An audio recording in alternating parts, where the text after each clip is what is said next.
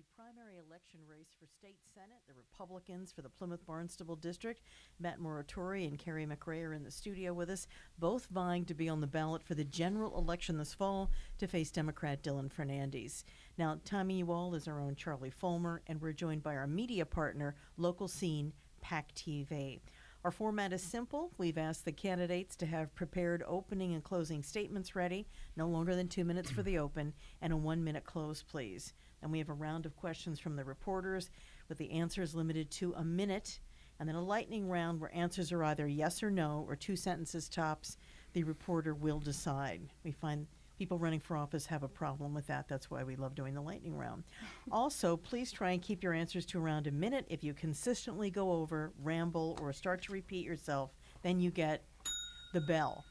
Now, if you do go over, I give, just so you know, with the cards there, as you can see with Charlie, green is go, yellow is 10 seconds left, and red is stop. Then you get a 5-second grace countdown. If you're still talking, the bell, and if you're still talking after that, we cut your mic, just so we know where we stand with that. Now, we did choose the opening and closing order out of the official WATD stand-in newsroom koozie, and we are going to start with Kari, and then we're going to go to Matt, and then we will reverse that order at the end. So let's say good evening to our candidates, and let us know also, in case you're wondering, the Plymouth Barnstable District, Plymouth, Kingston, Pembroke, Plimpton, Bourne, Falmouth, Mashpee, and Sandwich, 8 towns. So let's say good evening again, and let's begin with Kari. Thank you so much. I'd like to thank WATD for holding this forum and the listeners who want to make a difference in our district. My name is Kari MacRae. I'm the conservative Republican running to be your next state senator for the Plymouth and Barnstable district. As a wife, mother, grandmother of 6, soon to be 7 grandchildren, small business owner and educator, I am ready and equipped to serve you on day one. I am currently serving my 2nd term on the Bourne School Committee, serving on multiple subcommittees including policy, curriculum, and finance. I have always been involved in my community, whether coaching sports, volunteering on the PTA, or local veteran organizations. Service is in my blood. I have a background in finance and received my bachelor's degree in business administration from Curry College. I ran for the seat in 2022, and despite being massively outspent in a tough election cycle, I garnered 44% of the vote against the incumbent Democrat. I ran because we need a balance of power and people who are willing to push back against the one-party rule on Beacon Hill. I will be ready on day one to fight to make Massachusetts more affordable for all citizens, with a priority for senior citizens and veterans. I am committed to preserving our Second Amendment rights. I am a strong advocate for parental rights and medical freedom. I will fight to amend the right to shelter law to support only Massachusetts citizens. I will fight to end illegal immigration in our state. My bold stance on eliminating the sales tax and ending illegal immigration shows I'm not afraid to take on tough issues. For far too long, the concerns of the independent and Republican citizens of the Plymouth and Barnstable district have been put on the back burner, and that must end. I humbly ask for your vote in the Republican primary, either during early voting this week or on September 3rd. Thank you again. Thank you. That was the opening statement of Kari MacRae, and now we're going to go to Mathew Muratore. Thank you so much. Thank you to WATD for hosting this. Thanks, Christine, Bobby, Tom, and Charlie for being here and taking time out to do this. Again, I'm Mathew Muratore. I'm a proud father and husband, father of 6 beautiful daughters and a granddaughter now. My wife, Kristen, is an elder law attorney, estate planning attorney in Plymouth.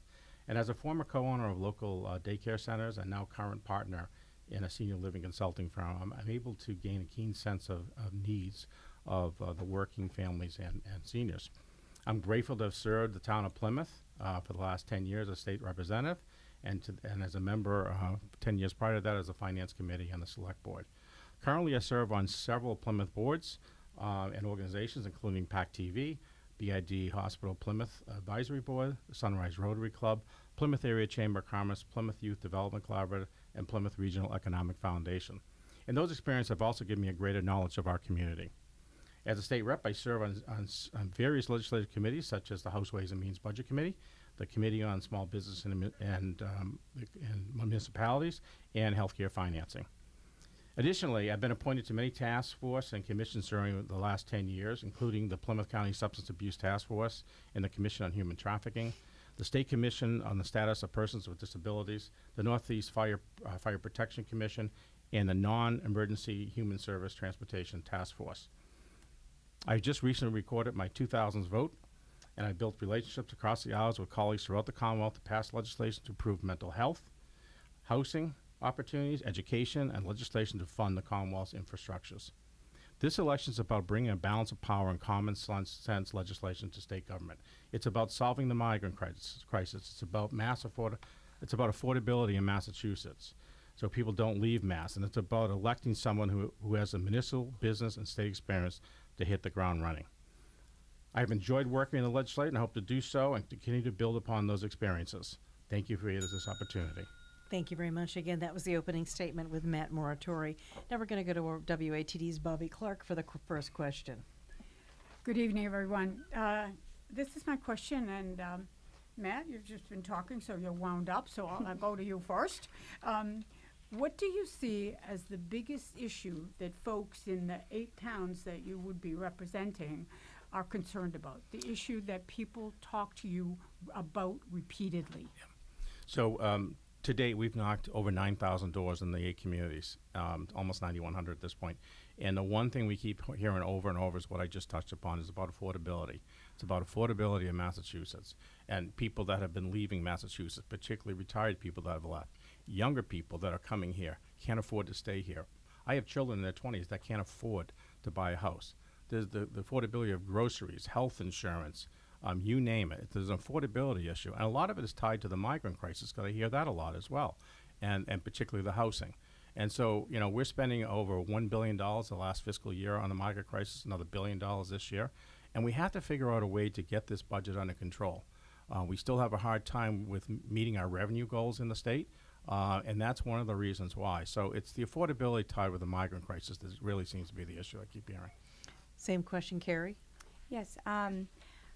You know, I kind of mimic what Matt's saying here, that, you know, the immigration is a big piece. There hasn't been one door that we haven't knocked on that people have said, what are you going to do about the immigration issue? And that's because they link it and they see the correlation between the immigration, the illegal immigration, the resources that are being spent on, you know, people that are here that we can't sustain. And I think that's the biggest thing, is so the affordability, and we're seeing that we're going to the grocery stores and things are so expensive, knowing in the back of our minds that, you know, we're giving $64 a day per person, you know, for food and for resources. We're paying over $1 billion just for housing.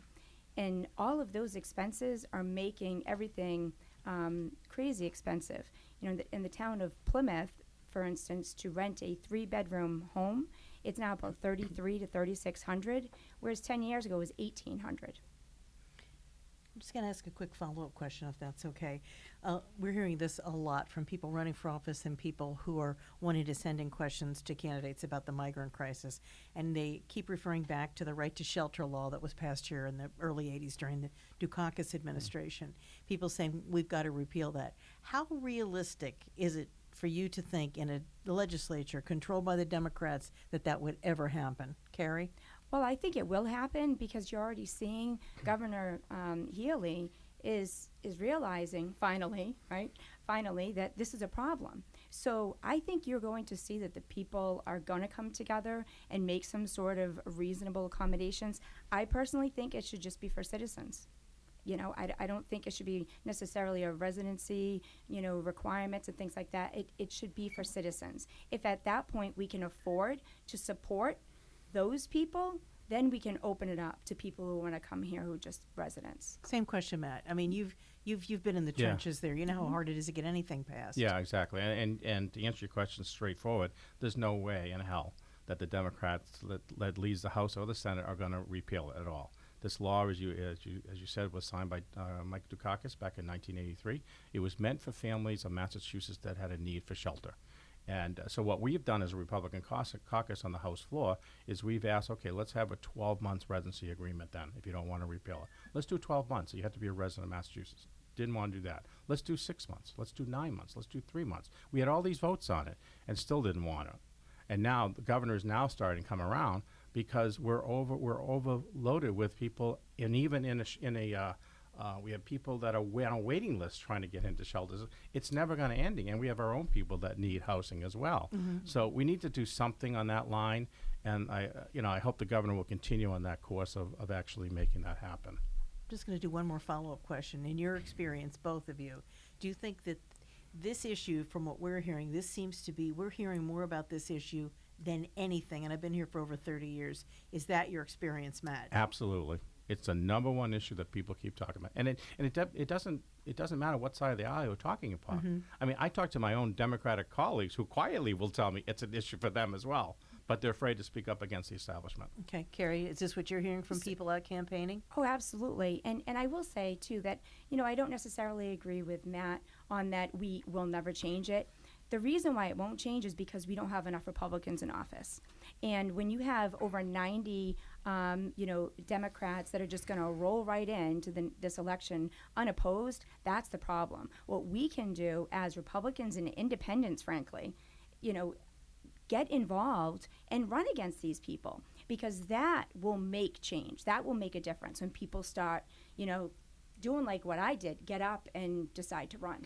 30 seconds, Matt. Yeah, just to correct Kari, it's 135 Democrats in the House out of 160, and there's 25 Republicans. And yes, I do agree, we do need more, and that's why I'm running for a balance of power. We do need more Republicans, but we'll never get that number in my lifetime. 30 seconds. You want to add anything to that? I don't necessarily agree with Matt on this one. Look, I think that, and what I was referring to was the seats that aren't being opposed or whatever. That's what I was trying to refer to. But I will say that I think that, when you see that the majority of people that are in the Commonwealth are independents, they're not like us Republicans, they're not the Democrats, they're independents. Those people need to stand up, push back, and if they decide to run and get involved, we can move this in my lifetime. You're listening to a political forum here on WATD. It's a Republican primary for the Plymouth Barnstable State Senate seat. Matt Muratore and Kari MacRae are in studio. WATD's Tom Gorman, a question for the candidates. Just to follow up about the discussion about the migrant crisis, what steps can be taken to resolve it? Matt, let's start with you. Well, like I said, I think we need to continue to work with our colleagues on the House and the Senate. And on the Senate side, if I'm fortunate enough to get elected, that's what I'll do.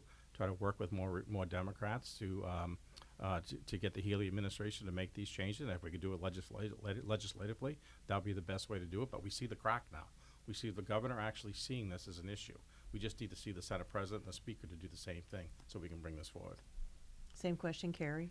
I think part of the issue that we're seeing right now is now you have Governor Healy, who is sitting there saying that, you're going to have 5 days. Once your time is up, then you're going to have 5 days to get out. That is not going to solve the issue, because now those people, including children, which should not even be involved in this situation, are going to be on our streets. And what's going to happen then? It's not going to fix it. What we need to do is we need to speed up whether or not these people even qualify for amnesty. And if they don't, we need to return them back to their country. And people don't like talking like that because they feel bad, but I think about like a life raft. If it only holds 20 people, we've put 200 on it, no one's going to survive. And that's what's going to happen here in our state. If I may? Okay. Just to be clear, too, this is a federal government issue that's been dropped on our doorstep. And we really need to be pushing back on the federal delegation. And on, after this national election is over, we hope that there'll be some changes on the federal level. That's what's going to change this.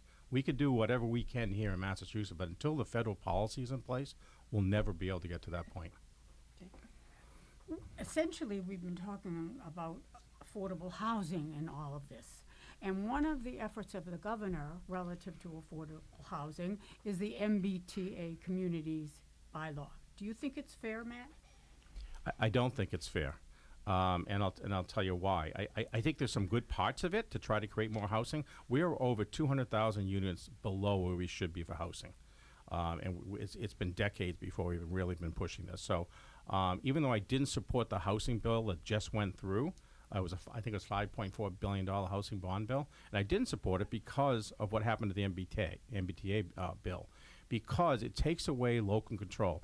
A lot of that in the housing bond bill takes away a lot of the local control, and it puts it on the state. Same with MBTA law. It's taking the local officials out and the local people out of it. For people who don't know, explain how the MBTA communities bylaw takes people out of it. So you're forced to actually put a certain amount of housing in place. And if you look at Plymouth, for example, we already have about 785 units at Cottage Park that was built prior to this law being put in place. So we asked the question when it came out, all right, well, we built these 785 units. We built it because the train station was there. We got 40R funding for it. We got workforce funding for it on a 40R to do that. Can we at least grandfather those in? The answer was no. And now what they're doing, they're going after communities who are not voting, like Milton and Marshfield, and they're suing them to actually do it. And we shouldn't have a state government telling cities and towns what they have to do and then suing them for it. No, absolutely. And that's the thing, it's the government overreach. And the reason why they're doing this, because frankly, they can get away with it. And until you have towns like Duxbury and others who are pushing back and saying, wait a minute, then you have other towns that are getting brave and are saying, no, we're not going to stand for this. That's where we're going to make change. It's not just about the legislators that we elect. It's about the constituency backing up the legislators so that they can be more effective up there too. 30 seconds, Matt. Yeah, and one of the other things I want to add to that too is that what it doesn't take into consideration is water and sewer. And a lot of towns have issues with water and sewer. You know, that they don't have the capacity to actually do it. So it really doesn't take that into consideration. So that's why you need the local control to have some control of this. Do you want to add anything else, Yeah, Kari? I was just going to say, I think what Maura Healey and her administration is trying to do is change the Massachusetts. If I want to live in the city, I'll move to Brockton, New Bedford. I used to live in New Bedford. My parents moved us from New Bedford. My father was a police officer, and he was in the Coast Guard.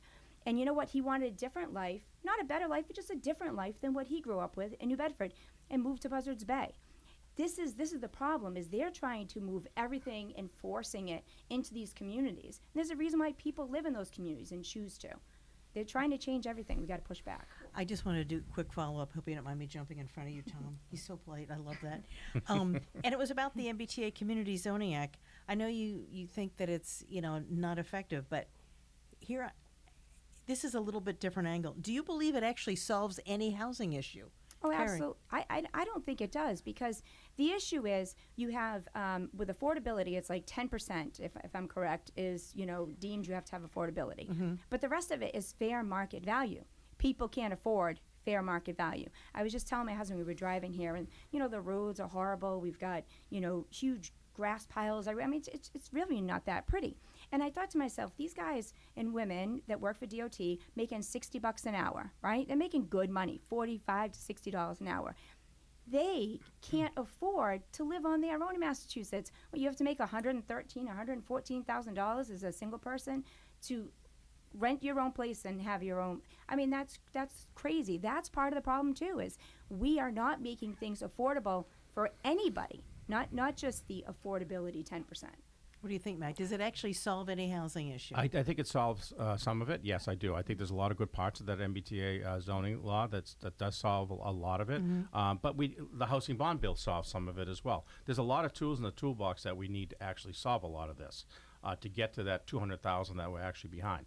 But with that, there's 177 communities that are really forced to do this. And many of these communities just don't have the capacity to do this. So it's the forceability. Is that a word? Forceability? It's forcing people to forcing communities to actually do it that I really resent. But I do think there is some help. Okay, let me ask you a follow-up question to this. To get anything like that with change, you got to have the will, you got to have the skill. Do you think that that's possible in Massachusetts? I think there is a will and there's a skill in Massachusetts. I believe in the people in Massachusetts and people in municipalities that do the right thing. And I've seen that just in Plymouth in the 10 years that I've been serving, and 10 years before that as a local official. So I do think that people get it. It's all about supply and demand. Supply and demand. We need more housing, and then the affordability kicks in. But that's not going to happen until we have more houses. Okay, what do you think, Kari? Will and the skill? Do you think it's here in Massachusetts? Oh, I think it definitely is. But I think it's more about, collaboration with the communities and the leaders and saying, if you guys don't want this, I got your back, but you got to be with me to fight this. Okay. And I think we're seeing that now. Let's go to you, Tom Gorman. Questions for the candidates. What can be done to make housing affordable in Massachusetts? Let's start with Kari. Well, the first thing I think is there's a lot of people that are here that frankly shouldn't be here. We don't have enough homes. We don't have enough rentals. We don't have it. And right now we have people that are in hotels. We've got, citizens that have to go to hotels and pay nightly rates because we don't have rental units. So, we definitely can make things more affordable. I think part of it is, putting the resources that we're using towards illegal immigration to our towns and communities. We often hear legislators say, I brought back this much money to your community. I brought this much money back to your community. Well, that means that money shouldn't have been taken anyways. That means that you should only be taking from the communities exactly what you need to run whatever, that's our piece of the pie. But if we're bringing back $1 million, 1.6 million, that means that was money that you shouldn't have had to begin with. Same question, Matt. I think the only thing I'll add to that is, again, the housing bond bill that was just passed, the $5.4 billion bill. I think that's going to add a lot to this over the next several years for development projects. The small units like Plymouth has passed that bylaw. You can put small housing in your house, and this bill has that as well. So I think there's a lot of good things in this bill, even though I didn't vote for it because of the local stuff. But there's a lot of good things in that will actually help with it. Let me ask you a follow-up question to that. We're talking about affordable housing, lack of rentals. If anyone has ever owned rental property in the state, they know basically landlords have no rights in the state of Massachusetts. And there are people that can move into a house and not pay a penny, and it will cost you probably between $8,000 and $10,000 to get them out, and they can stay there. And people really know how to game the system. Do you think that will ever change? It's not like all these landlords are horrible. I think people hesitate to get involved in rentals because landlords have no rights in Massachusetts. Kari, what do you think? Oh, I think it absolutely can change, and I think it needs to change because, that's part of the problem too, is you have landlords that are like, you know what, geez, if I can get this much from the state and I can rent to the state, they're going to pay me $4,000 a month, whatever. If they trash the place, then afterwards I'll have the revenue to go back and fix it, right? But that also makes the rents more expensive because they know that there's a chance that they're not going to be able to get the people out, they're not going to pay anymore, and nobody is defending them. Now, look, there needs to be a balance, right? Because you also hear about landlords that aren't doing the right thing either. But the rights to the tenant far out. And we have an issue. We don't have enough rentals. I get phone calls from people telling me in the housing departments that they have units that are not rented, that are empty. So there are units out there, and it makes you wonder, why are they not being rented? What do you think, Matt? Yeah, Do you think things need to change? Yeah, I do. The only thing I'll add to that is absolutely they need to change. I think we need to balance that, as Kari said, balance the rights of landlords. And I do hear a lot of people just in my neck of the woods that, would be happy to get more units and buy more units and build more units. But because of the issues with people that are renting and the laws are on their side and not on the landlord side, they just don't bother in Massachusetts, and they'll go somewhere else like New Hampshire or somewhere else to do it. That's right. Bobby, did you want to ask a follow-up question to I that? don't want to ask a follow-up, but I want to ask a question. Okay. She's eager. She's had enough of that. Yes, I'm going to switch topics a little bit. Okay. The State Department of Environmental Protection denied Holtec's request to dump 1.1 million gallons of radioactive waste into Cape Cod Bay. What would you do to ensure that ruling sticks? Matt? Well, I have been very outspoken about this for a couple of decades now on Holtec. I know the pros and the cons of all this, and I was an advocate of not having the water dumped. We'll continue to work with DEP. But as you know, it's a Nuclear Regulatory Commission that has the final say on all this stuff, and that's been the frustrating part over the last couple of decades that I've been involved with the power plant, is because the NRC runs on their own. They do their own thing. But I think DEP will stick to the rules. I know there's a filing that's going to try to go against it from Holtec, and we'll see what happens. But we'll keep fighting that as a united coalition of colleagues of mine on both Democrats and Republicans, and we'll keep fighting that. Kari, same question. Ooh, did you I had a follow-up. Just a follow-up. Okay. This is kind of personal for Matt. do you think you'll be more effective as a senator in that regard rather than as a representative, as you are? Yeah, I really do think so. I think when you go from the finance committee to the select board, and I was on the select board, you felt really hopeless. Then I got as a state rep, I was like, okay, yeah, I have a little say in this now. But then as a senator, when there's only 40 of you, people look at you a little bit differently. And particularly with the 20 years of experience I have with that power plant, I know the pros and cons of that whole thing. So I think they will look at me differently. I'm sorry, Kari. Oh, that's okay. I couldn't ask you that question. Yeah. Maybe sometime. Yes, but not right now. Okay. Yes. So anyway, go ahead. So I would just say I agree with a lot of what Matt said on that. The one thing that I am a little leery of is I know that a couple of years ago, back in 22 when I was running, there were some talks about that they actually were already trickling the water, in. And, people kind of forget about that they were already kind of doing this. So I kind of pushed back a little bit on Matt on this one, that he was the rep. He is the rep.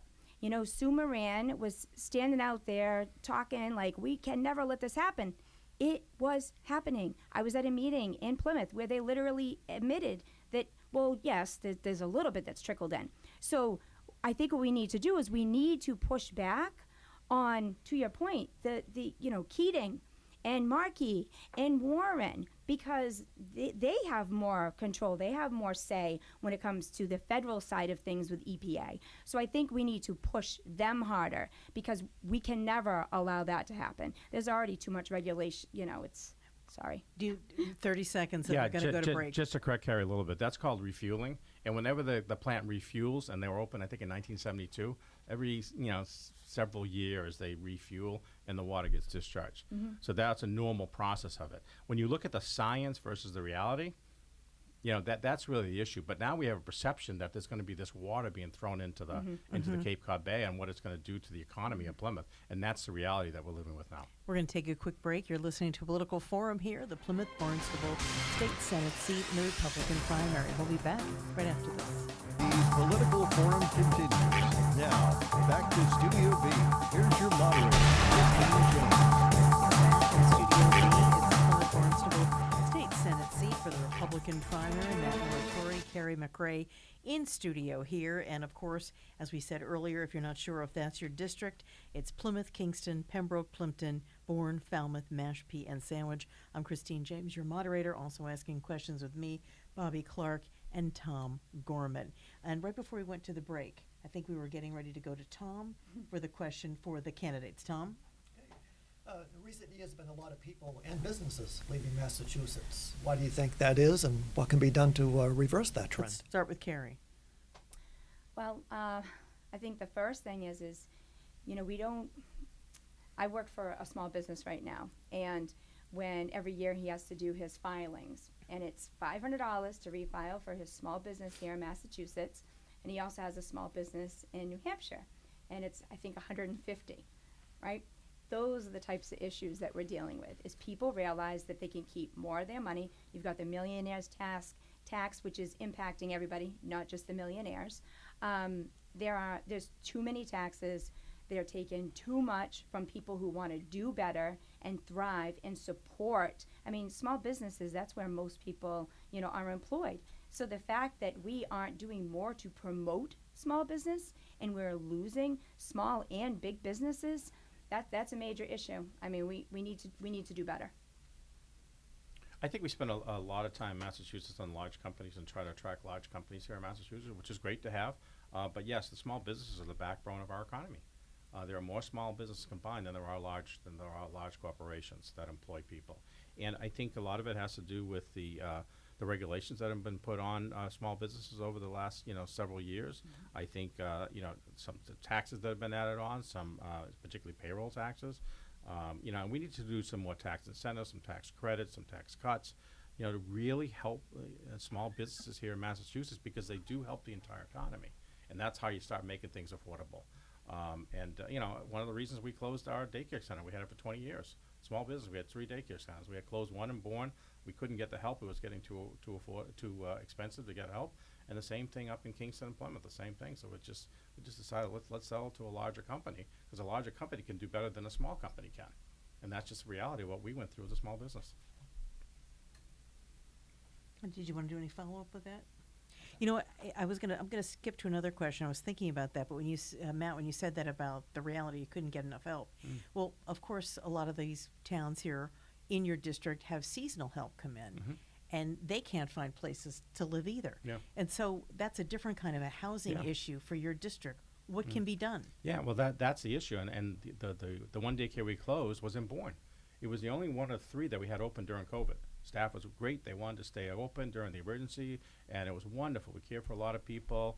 And then after COVID was over, the summer hit. And then they could now go to restaurants. They were burnt out. They could go to restaurants, and they couldn't make the money that they were getting paid. And they are underpaid, but we rely on a lot of the state and private people to pay, and it just wasn't there. It just wasn't there to do it. So we finally just had to close it. So I think you have to somehow get more incentives for people to work by paying more, having the state subsidize it, the ones that they do subsidize, in particularly childcare, and somehow figure out the housing part for people, and affordable housing and workforce housing for people. Kari, what do you think? Seasonal workers, they come in. Some of the rents there are just insane over the summer. It's like just the pay by the week. Some of them seem, what used to be, it seems less than 10 years ago, what people were charging by the month. How do you fix that problem? Well, I think there's a lot of components to it, like Matt, highlighted, that they all kind of work together. We don't have enough housing to begin with. We don't have enough that's affordable, and then, we talk about workforce housing. We need more workforce housing. But frankly, workforce housing, it's like we can't do anything specific to, accommodate for nurses or things like that, because that becomes discriminatory, right? So it's not like we can say, oh, we're going to build this unit near this hospital to support police, and you can't do that because it's discriminatory. So I say that's a big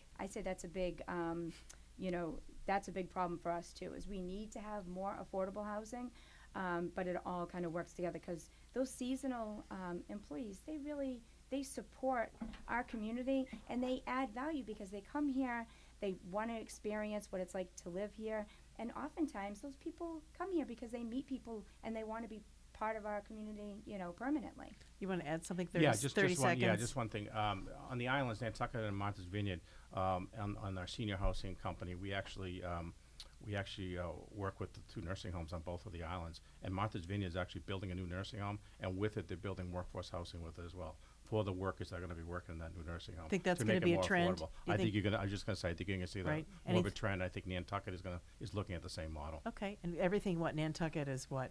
Like a starter home, like 1.6 million there? Something absolutely, crazy like it's that. crazy, yeah. Carrie, anything else you That's wanted to add crazy. about that? Well, I think that's great to hear, but I think it's interesting too, because there's probably going to be some pushback, because if there are other people that work at other parts in the community, there's going to be discriminatory problems, because if these people get the housing over someone else, I think that might cause some issues. Okay. Bobby Clark, I'm going to questions for the switch candidates? subjects again. Tired of that one. We're going to talk about the county. The county represents 27 communities plus the city of Brockton. I once talked to an official in the years that I've been reporting, and that person was an official in the state government, and she told me that she could get rid of the county in an hour. So I would like to ask you, you're up there at the state, up there, would you get rid of county government, or would you not, and why? I've heard that same person say the same thing years ago. But I don't think there's any willpower to do it, and I don't think I would do it, and I'll tell you why. I think they proved their worth recently when they did the CARES Act, and the money and the efficiency that they got out much better than the state did. And I know Plymouth made out tremendously, twice as much as they probably would have got through the state.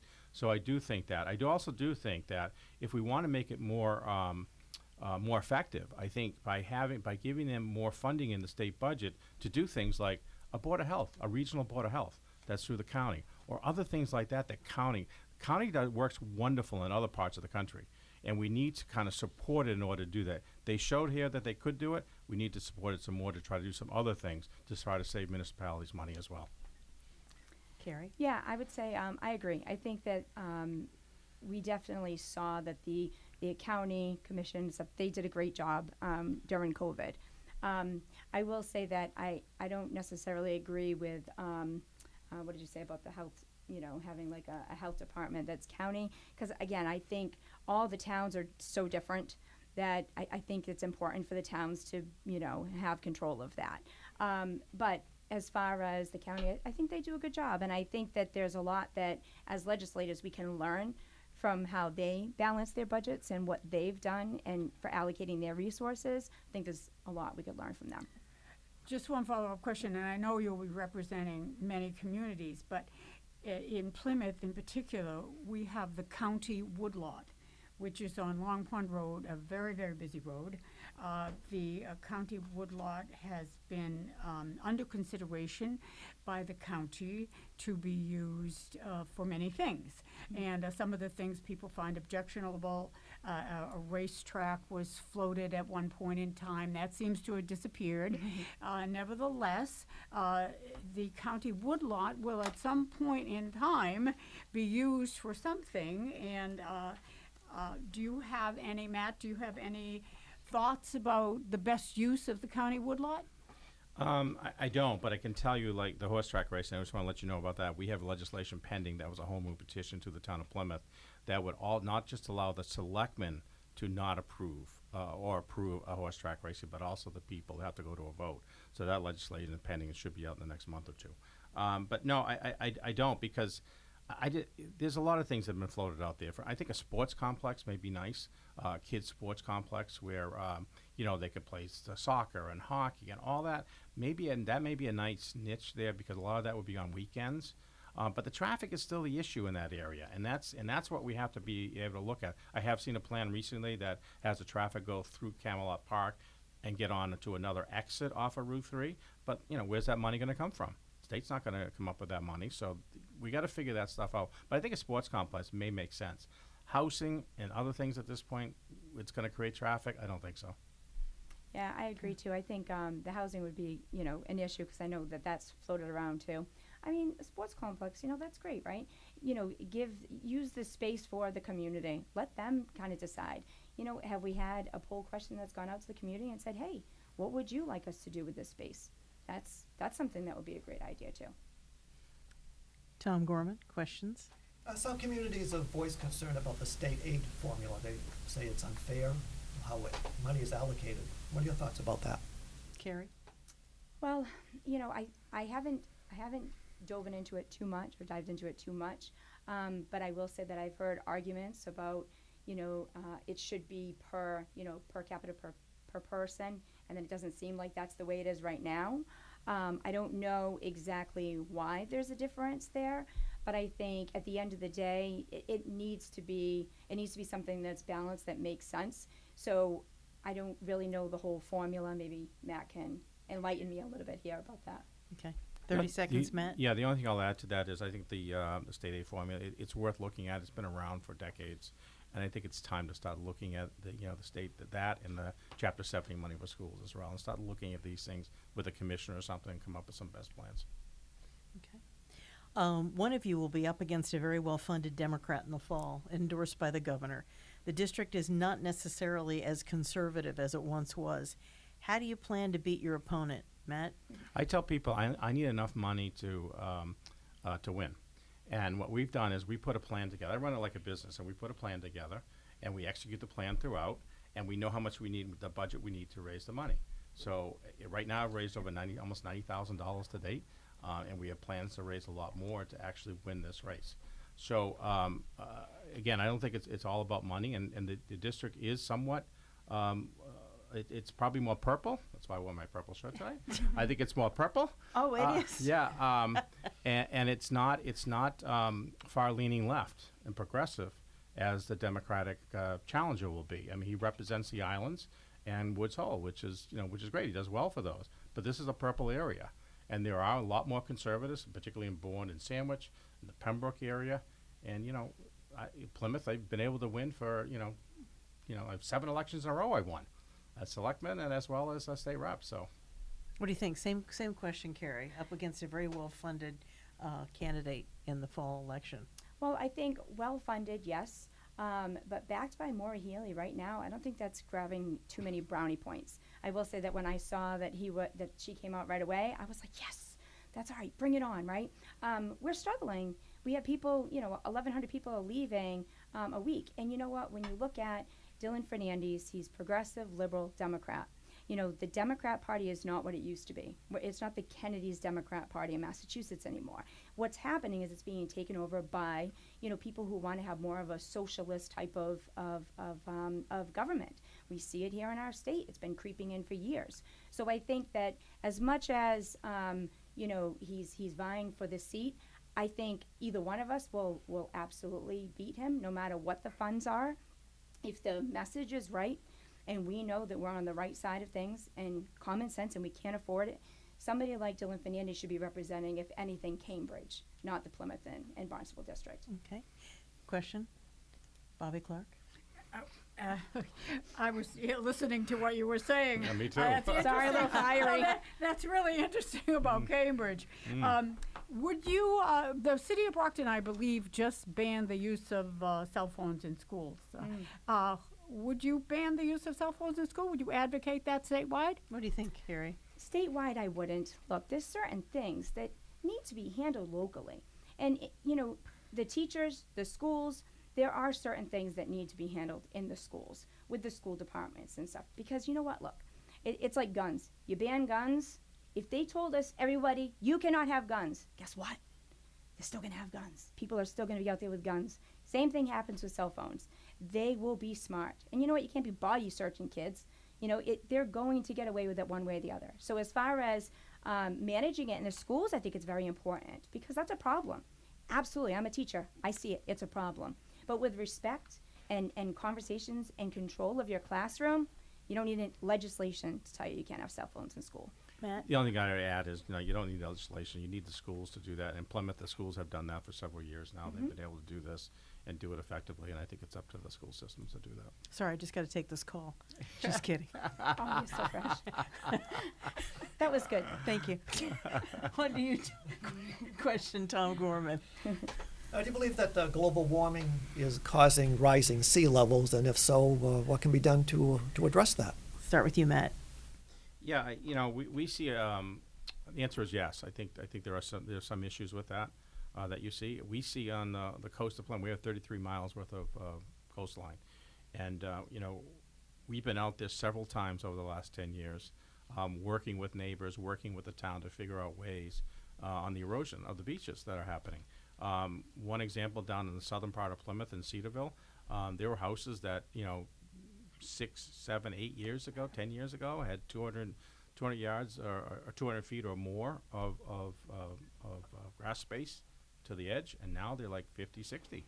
So it's coming fast. Housing values are starting to drop because of that. There was one house that sold about 7 years ago, that would have sold for probably 1.2, 1.4. It sold for 500,000 because there wasn't much more left. But these are federal regulations that are causing a lot of these issues. But we got to try to figure it out as a state how to balance all that. Kari? Yeah, I mean, look, I would look at, yes, global warming, things are changing. The environment's always changing. I think part of the issue is mankind. We get involved. I mean, look at the wind turbines. I feel like the wind turbines should not be in the ocean. We have plenty of deserts here in the United States. Let's put them out there. That makes the most sense, right? What is it going to impact? Maybe some scorpions or some snakes. When we are putting these in the ocean and really not doing the research, those could be, there's a lot of heat that's thrown off from what I hear with some people I talk to that Hui, and they're like, oh yeah, there's heat that's thrown off. Okay, we're sitting here having conversations about global warming, and we want to put another 100 or another 90 wind turbines in the ocean. I don't know. Some of the stuff I think we're inflicting on ourselves, and we got to look at the picture and see what we can do to bring it back.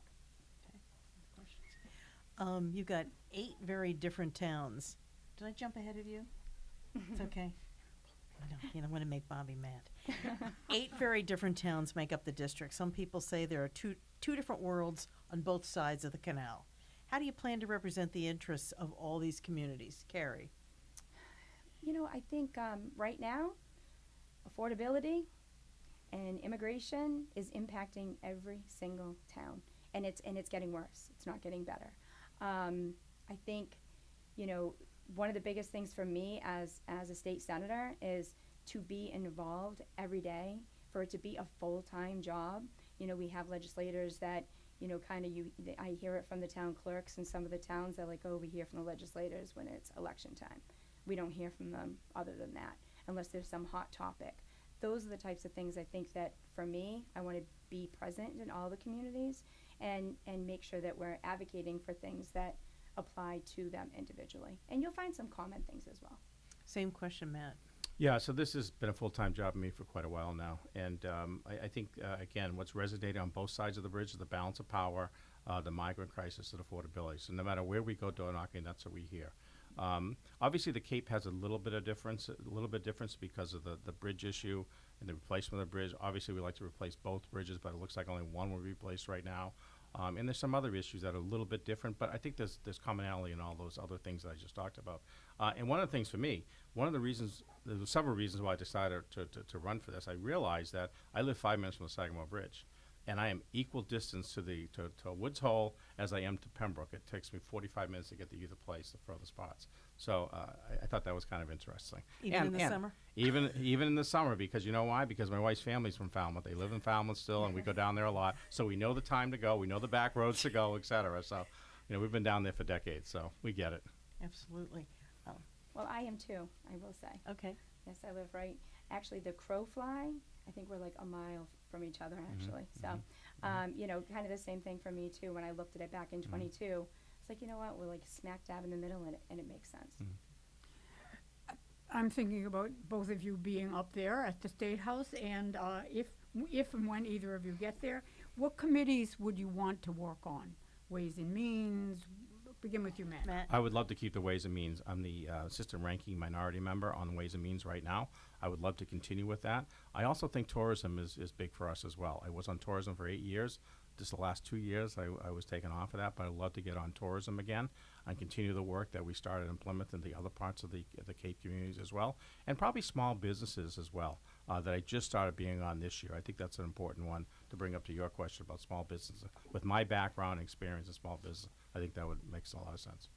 Yeah, for me, it would probably be the small business, definitely, and then also I would say probably the tourism, because, the whole district, maybe not so much in a couple of the towns. Tourism is huge, for the whole district. So I would say that the two of them, because, small business and tourism, they kind of work together. So it'd be great because you'd be, meeting with the same groups, to enhance that. Okay. Another question? Yes. Okay. What is your approach? What would be your approach of balancing the historical preservation to the needs of communities? Kari?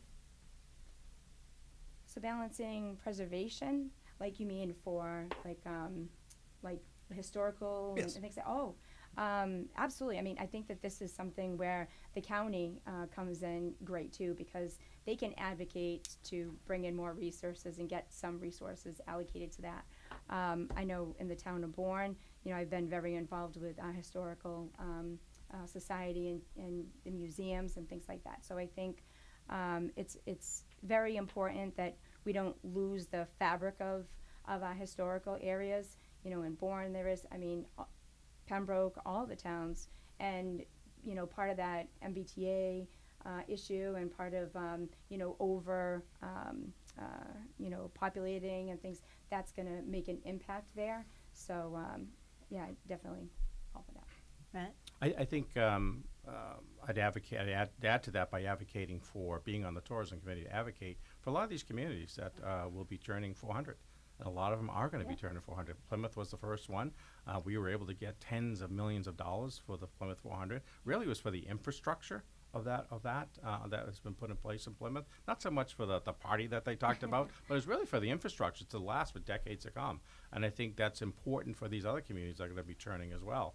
And I'd love to be able to be part of that, take the knowledge I have from the Plymouth part of it and what we did there to preserve history and combine it with tourism and do the same for the other communities. Okay.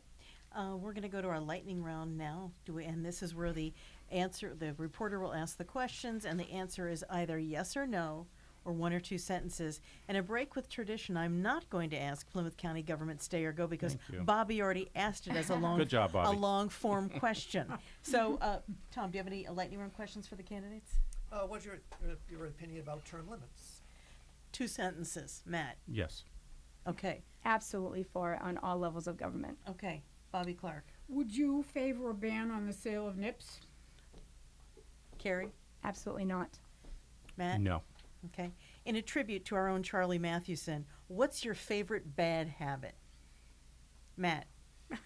Be honest. No Eddie Haskell Bite my answers. fingernails. What about them? I bite them. Okay. Carrie, tell us your deepest, darkest secret. Thanks a lot. I would say my biggest bad habit is not pausing before I speak. Okay. Okay. I agree with that. Bobby Clark. Bobby Clark. Would you support a ban on the use? Would you support a ban on single-use plastic containers? Carrie. No. Matt. Ban a use? No. I think Ban on the use of. I don't think ban a use, but Okay. add a deposit. Okay. Do you have a hidden talent, and what is it? Matt. Lightning. I can only produce girls. I don't Okay. know. PG-13. Carrie. Funny. Hidden talent. I would say that I can start a conversation my husband picks up. Okay, there you go. All right, that's the lightning round. We're going to go to closing statements now. We're going to reverse the order. 1 minute, please. Let's start with Matt and then go to Carrie. All right. Well, thank you very much, first of all, for hosting this debate. I really appreciate all of you for doing this. We are facing unique and challenging times in our communities. Working together, we can overcome so much to be stronger as a district. There is still much work, such as solving the migrant crisis, creating tax cuts to make mass more affordable and competitive, increasing mental health and substance abuse services, supporting small business by providing tax incentives, protecting our environment in Cape Cod Bay, along with creating meaningful, affordable workforce housing. The opportunity to serve this community has been an honor and privilege of my lifetime. I'm proud of all that we've been able to accomplish in Plymouth, and now want to bring all these accomplishments and knowledge and experience to the other 7 communities. There is so much work to do, and I ask for your vote on September 3rd so that I can continue to be the voice and the advocate to the needs of the residents of Pembroke, Plimpton, Kingston, Plymouth, Sandwich, Bourne, Falmouth, and Mashpee. Together, let us keep progress moving. Thank you for your consideration and vote. Thank you. That was Matt Muratore's closing statement. Now let's go to Kari MacRae. Okay. So again, thank you so much for holding this forum, and excellent questions, by the way. Every election offers voters a choice. The race for the Republican nomination for state senate in the Plymouth and Barnstable district is no different. Matt Muratore has been a state representative for almost 10 years. He's a nice guy. I like Matt personally, but his voting record as a Republican, for me, is a little less than desirable. I will say, Matt's been in office for 10 years. Dylan has been in office on Beacon Hill for almost 8 years. And if you think we're doing better than we were doing 8 or 10 years ago, vote for Matt or Dylan. They represent the status quo. I am the only Republican candidate strong enough and bold enough to take on the ultra-liberal progressive Democrat in the November 5th general election and win. If you want change, real change, I encourage you to vote for me, Kari MacRae. I will not let you down. Thank you. That was a closing statement, Kari MacRae. The September 3rd is the primary. Stay tuned to WATD. Of course, we'll be bringing you live coverage. Our primary show kicks off at 8 o'clock that night. We've got reporters in the field. We've got analysts in here. We'll be bringing you every exciting moment about what happens. Get out and vote. Remember, if you don't vote, you don't have a voice. I want to thank the candidates for being here tonight. Matt Muratore, Kari MacRae, Bobby Clark asking questions, Tom Gorman asking questions, Charlie Fulmer timing, and of course our media partner for this, Local Scene, PAC TV. This will be up on our website tomorrow. I'm Christine James, 95.9 WATD.